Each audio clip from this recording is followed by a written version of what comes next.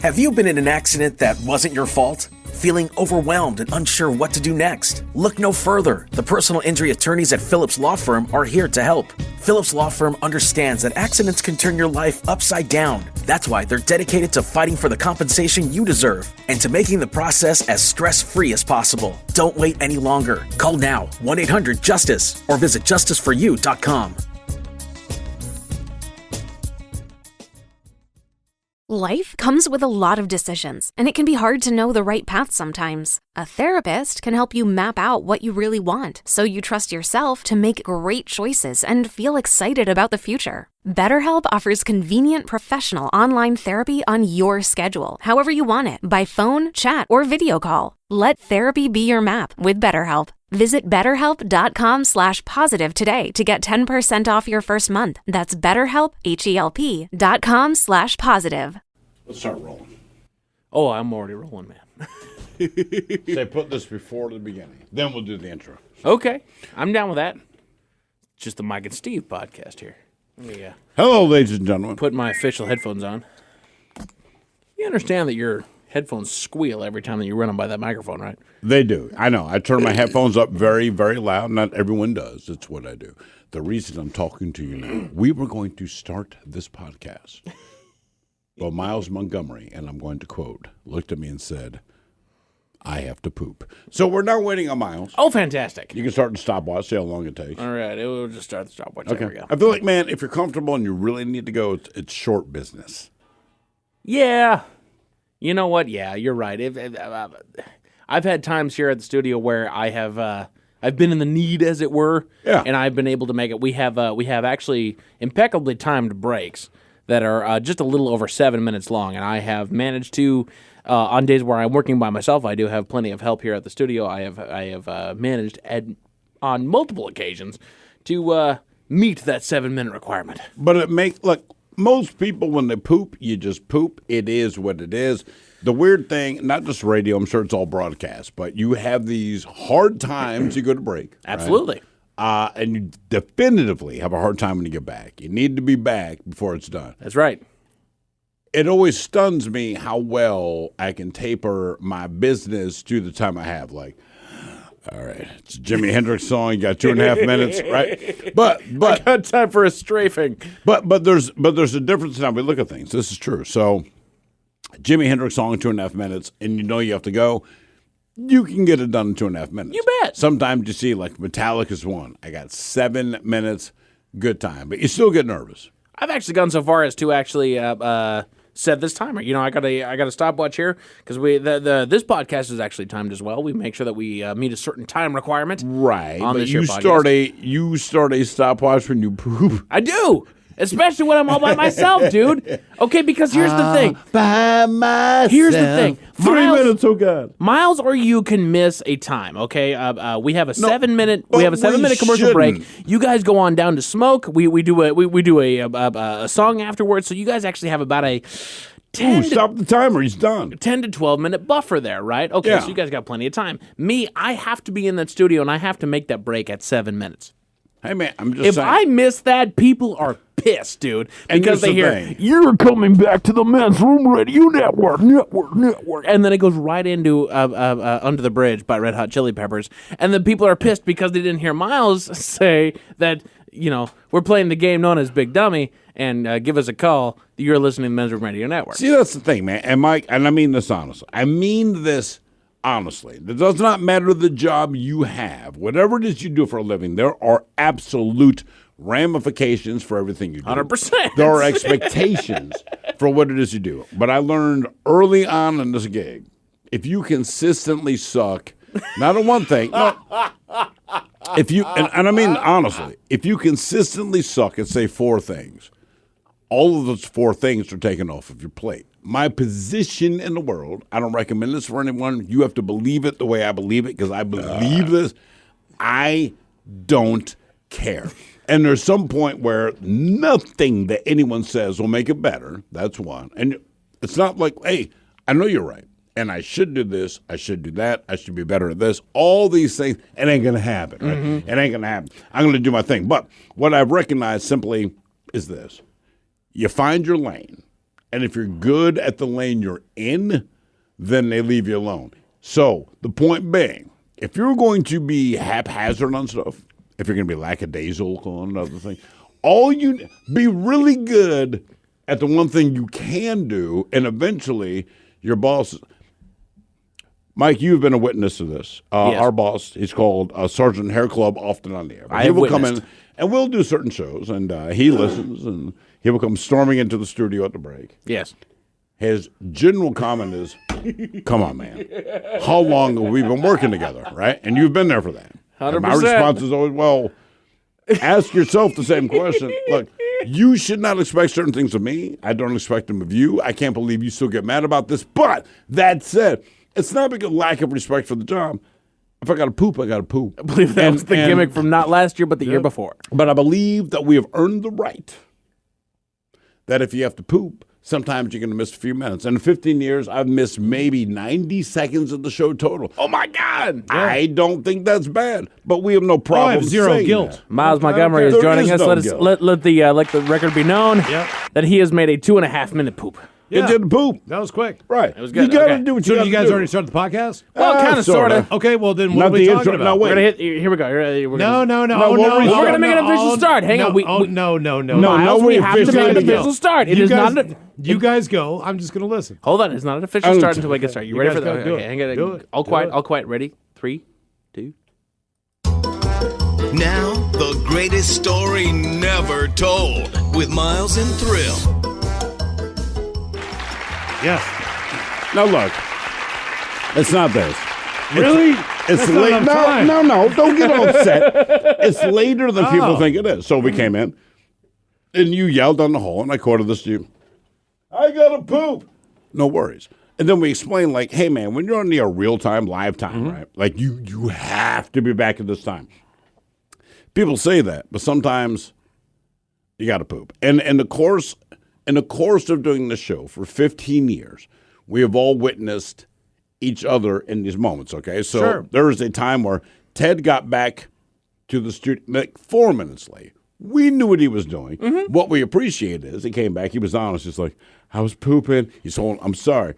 We've been doing the show where I was puking in a trash can while Miles and Ted are still talking. I can see you both looking at me. It's like, just go. Just things happen, man. No, it's we're all humans. That's right. Yeah, exactly. But We have things that happen. How long do you think you took to poop? Mike actually time. I don't know, but Come on. it wasn't Come long. on. I mean, look, man, I have the answer.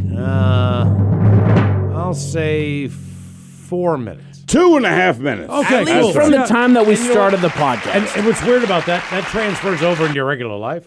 It So where does. you don't think about it, like you have to go and you have to get it done quick. You bet. Like you have dreams about like being late. No, but it's stupid. Shift. Like, this it's is weird. one of the most first world problems you can have doing this job, right? So Did you guys also explain to everyone how you guys went out and got completely hammered? No, you did. I Not didn't. yet. Oh yeah. Okay. I'm well, fine. we should get into that. But here's the thing. You know, in normal life, if you got to poop, you go poop. That's right. It doesn't matter the job. I have ingested more fiber than I have in months, and I completely understand what that. What I'm that going to get to that in one feels like. second. When you Yeah. have to poop at work, in broadcast, it can be TV, it can be radio, it doesn't matter. But if it's real time and you need to be there, this sounds stupid, but your world revolves around time, all right? So if you say, man, you got 7 minutes, and you go, I've been crying for 2 hours, I don't know if this is going to go, because you don't know. You don't know. It becomes a thing, and I want you to think about this. There are times where you're sitting on the toilet, and in your best estimation, you feel you're close to going back on the air. You give it all you got. Oh, you got to cut it Mike, off. as you gotta would cut it say, off. you blow up the blood vessels in your That's eyes. right. Right. And you come hauling ass back to because that's what you do. Now, it's not a big deal, but sometimes it's a big deal. Sure. Some days are worse than others. I have seen horrible things in the studio that people say are excreting from their body so that the show can go on. If I'm not mistaken, you guys actually had somebody that had to bail out of an interview because they had to use the restroom, not necessarily out of the back, but out of the front door. Wait, who? I don't remember who it was, but you guys talked about it. So you were interviewing somebody, and they actually had to do vomit right there in the middle of the interview, and they had to bail out. I don't remember that. No? No. Well, you're drunk, Miles. You probably were listening to someone else. No, Okay, actually, I I'm will not. say I'm that pretty sober. Here's some things you don't know in the background. I am sober. And I will not say the names of these people, but so look, you can be on the radio, you cannot be on the radio. Life is life. When your guts hit you, they hit you. When emotions hit you, they hit you. So we had a guest in within the last few years, and this particular guest brought in his wife, and his wife is stunning. Now, one thing about his wife, apparently, wherever she's standing, it is ice cold. Right? Wait. She nips out all the time. So we do this interview, and she was spectacular. But there's two things that we were unaware of. One came from Ted. One came from Robin. So we do this interview. It is a great interview. We are happy to do this interview. Yep, one of our heroes. That's fact. So, but during the interview, we did not know this. Ted is in here, and we're doing the interview. And when these people leave, Ted disappears for a while. I mean, he disappears for a while. When he comes back, he goes, "Hey guys, listen, I got messed up last night. I don't think he even got messed up. I think it was just the fact that his stomach was so messed up. He had to poop real bad, but because of the interview, he held it in. And the way Ted put it to us, through that whole interview, I held the fart. Made us laugh. We understand. Mm-hmm. We've all been there. Also, during that interview, his eyes were focused on the protruding nipples. Listen, this woman is gorgeous. You're not trying to be that guy. It's not that, but it is. But if I come in and I have a third eye on my forehead, you're going to start with the third eye on my forehead. It's not because you're being rude. It's just you can't not have your eyes on this. So Ted was there, and we did not realize that, but Ted suffered through the interview, handled his business at the end. We finished his interview with this very gorgeous woman. And Robin, our producer, poor girl, she says, hey, I had to put pictures up, right, regarding this interview online. But one of the things I had to do that I am not gifted at, one of the things she does not do is Photoshop. And Photoshop's Photoshop, but it's not something that Robin normally does. Sure. She goes, in this particular case, I had to Photoshop. This is the next day. So I'm looking at her, and I'm like, you don't have to Photoshop anything, man. I'm like, what? And you know me, I go off on my altruistic beer. We do what we do. They got a problem. Blah, blah. She's like, it's not you.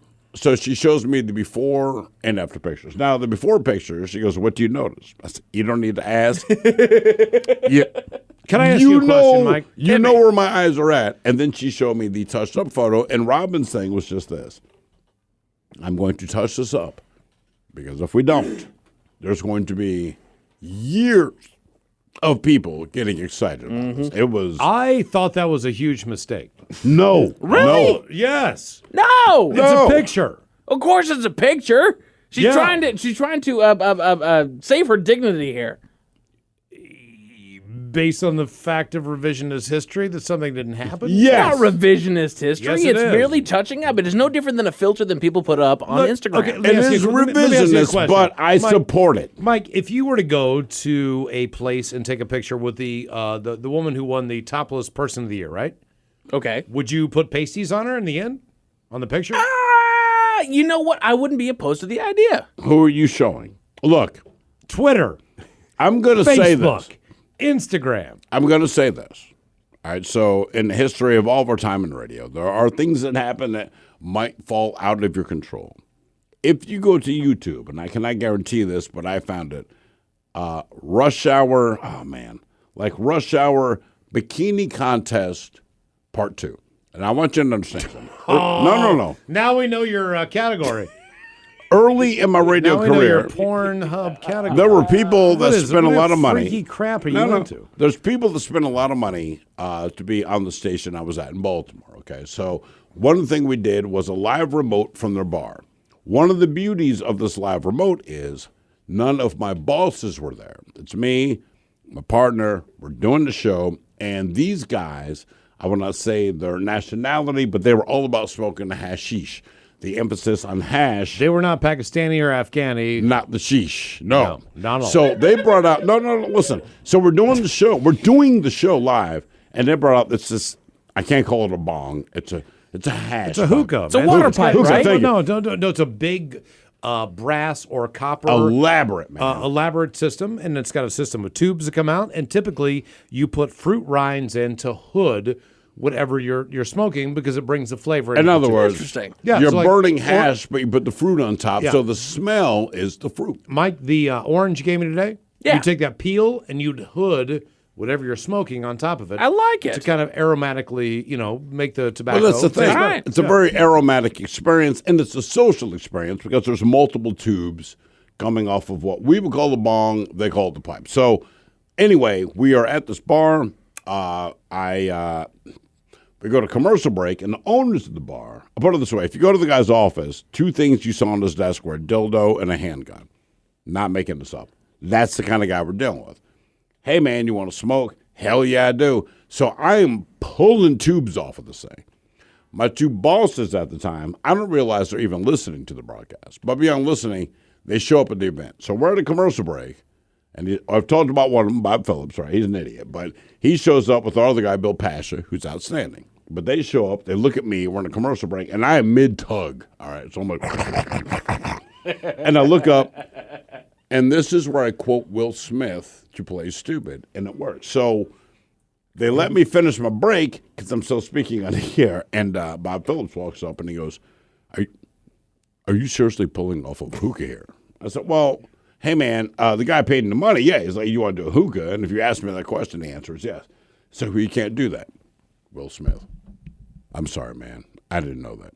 But now these guys are hanging out, and later that night we're doing the bikini competition. There was a fan of our show, and this particular fan, his wife, found me attractive. I did not know this, and she was very attractive. So she goes, should I enter the bikini contest? And I'm like, hey, man, if you want to, if you got a bikini, do your thing, blah, blah, blah. Strips down to her G-string and her bra.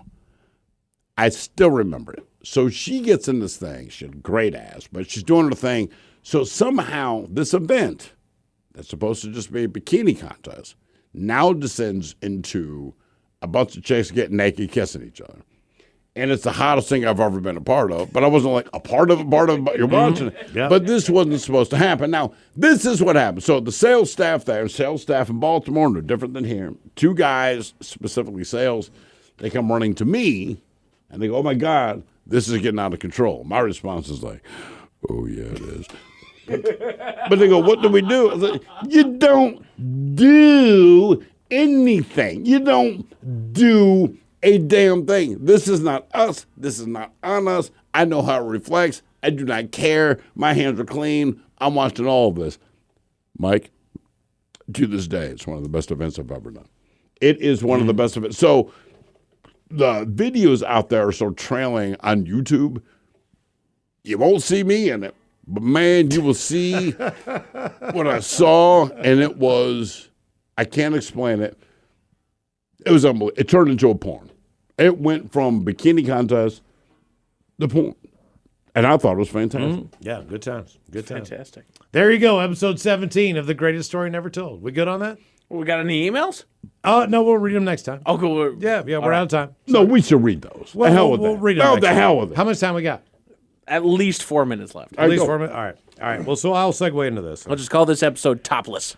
Oh, God, you guys really screwed me here. Sorry, okay, bud. let's see. You took a, you pooped. Yeah, and then you guys went on. Because you were came in pooping. late, What do you want us to Okay, do? so by the way, we've been looking for a sponsor for the Greatest Story Never Told Yeah. podcast. So here we go. We got a few emails. It says, guys, I sell real estate, so I don't mind my number being given out. It is 253-797-7126. You guys bitching about the sales team was absolutely hysterical. Bad salespeople are honestly the worst. I've worked with tons of them. Our real estate, Black Man Real Estate, would be a sponsor I would like. And honestly, this was a no-brainer. Tell Mike I said hi. I met him at the dog park, and it was super fun. Oh, it's from Dusty. I met him up there at the Issaquah Highlands Dog Park. It was great, dude. There's one. Let's see. Gentlemen, will you please inform your sales department to make the Greatest Story Never Told t-shirts? I will purchase one in a heartbeat. Yours truly, Jacoby. Okay. What do we got? Dude, I was told that with a donation to the Fisher House, there would be a sponsorship mention for the Greatest Story Never Told. We have several veterans in our organization. All right. And donate to the Fisher House as well as Operation Warm. That's a I'd like damn more point. information about this when we be on board. Thanks, Kingdom Boffer Association. Just let us know what the hell you want us to sponsor. We're here to do what Are Congress you the Kingdom won't. Boffer? Are you like people who kings? I'm not sure what that is. Damn it. Why? I got a sense for that. It's the Kingdom Boffer. You don't have Turns to. out I'm aware of that. probably they'll help kids like with cancer, and I'll feel horrible. And guys, I just donated to the Fisher House in order to be a sponsor for the next episode. Please tell them to stop making them. It's great. It's also really cool that you're helping out the Fisher House. Well, yeah. Also, I'm not sending a picture of my ass, but in lieu of that, I'll send you something else. And that from Victor in Omaha, Nebraska. Seriously, we are getting pictures of your donations to the Fisher House. So it's been spectacular, man. Yeah, Listen, we were just here to bitch about our sales staff, but instead people have been taking care of everybody there, and it does mean the world to us. Yeah. So that said, I hope you enjoyed today's podcast. I don't know if you did, but understand it only happened because Miles had to take a shit. Mm-hmm. Yeah. I mean, that's the truth. That's the truth. Right. There you go. Greatest story never told, episode 17. You've been listening to The Greatest Story Never Told with Miles and Thrill on radio.com. Oh, man! A Double Flush production.